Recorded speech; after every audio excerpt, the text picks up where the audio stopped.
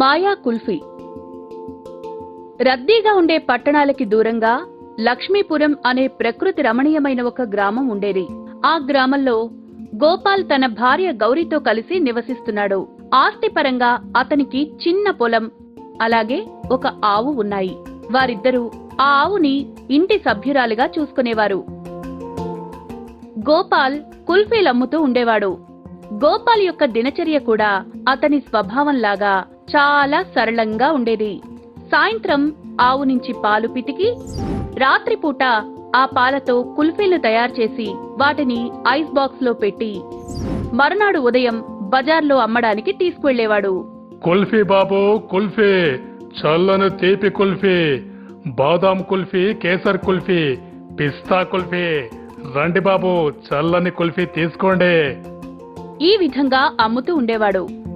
గోపాల్ యొక్క కుల్ఫీల రుచి అక్కడి గ్రామస్తులకి చాలా ఇష్టం. అందువల్ల గోపాల్ అమ్మడానికి వెళ్లిన వెంటనే మొత్తం కుల్ఫీలన్నీ అమ్ముడైపోయేవి. గోపాల్ తో పాటు మోహన్ అనే వ్యక్తి కూడా కుల్ఫీలు అమ్మేవాడు. గోపాల్ కారణంగా మోహన్ కి చాలా తక్కువ ఆదాయం వచ్చేది. ఆ కారణంగా మోహన్ గోపాల్ పట్ల ఎప్పుడూ అసూయపడుతూ ఉండేవాడు. ఒకరోజు సాయంత్రం గోపాల్ కుల్ఫీ అమ్ముకుని ఇంటికి తిరిగి వెళ్తుండగా దారి మధ్యలో మోహన్ కనిపించాడు. ఏంటి గోపాల్, చాలా సంతోషంగా కనిపిస్తున్నావు, ఏంటి విషయం?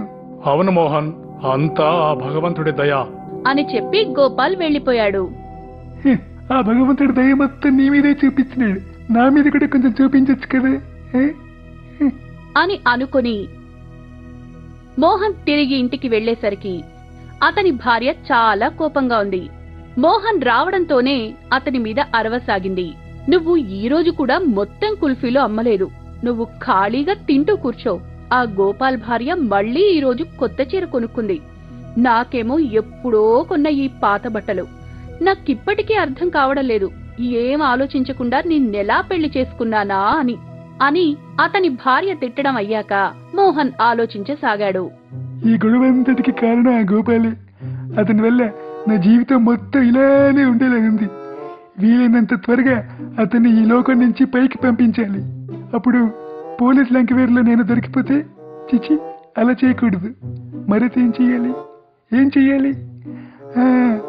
ఇలా చేస్తే బాగుంటుంది అనుకుని మోహన్ ఎలుకల్ని చంపే మందును బెల్లంలో కలిపి గోపాల్ వాళ్ల ఆవు తినేలా చేశాడు.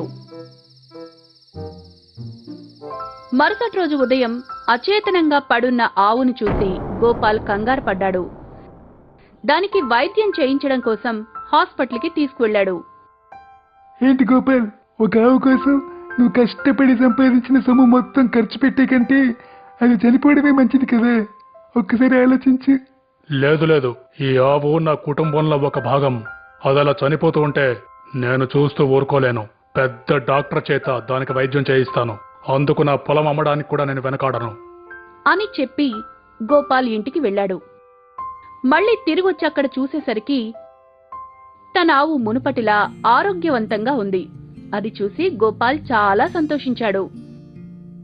ఇక ఆ రోజు రాత్రి గోపాల్ ఆవు పాలతో కుల్ఫీ తయారు చేసి ఐస్ బాక్స్ లో పెట్టాడు. కాని అతను మరుసటి రోజు ఉదయం లేచాక చూస్తే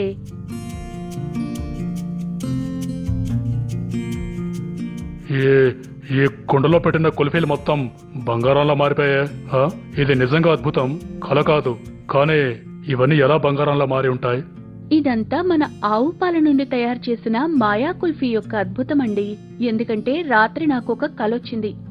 అందులో మన ఆవు కళ్ళ నుంచి ఒక వెలుతురు కుల్ఫీల మీద పడింది. అందువల్ల ఇవన్నీ బంగారంగా మారిపోయాయి. భార్యాభర్తలిద్దరూ చాలా సంతోషించారు. అలా ఆ మాయా కుల్ఫీ వల్ల వాళ్లు మెల్లమెల్లగా ధనవంతులయ్యారు.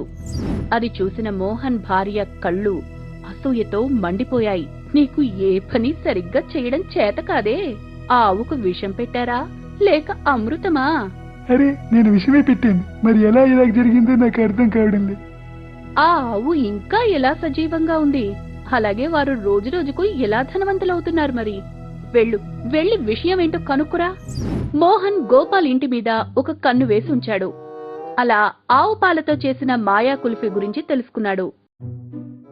నువ్వు ఇప్పుడు వెళ్లి అతని ఇంటి నుంచి మొత్తం బంగారాన్ని దొంగిలించి వచ్చేటప్పుడు ఆవు నుండి పాలు కూడా పితికి తీసుకురా. రాత్రి మోహన్ రహస్యంగా గోపాల్ బంగారాన్ని దొంగిలించి పాలు పితకడానికి ఆవు వద్దకు వెళ్లాడు. కాని ఆవు అతన్ని చూసిన వెంటనే గుర్తించింది. తన కొమ్ములతో అతన్ని పొడిచి పొడిచి గాయపరిచింది.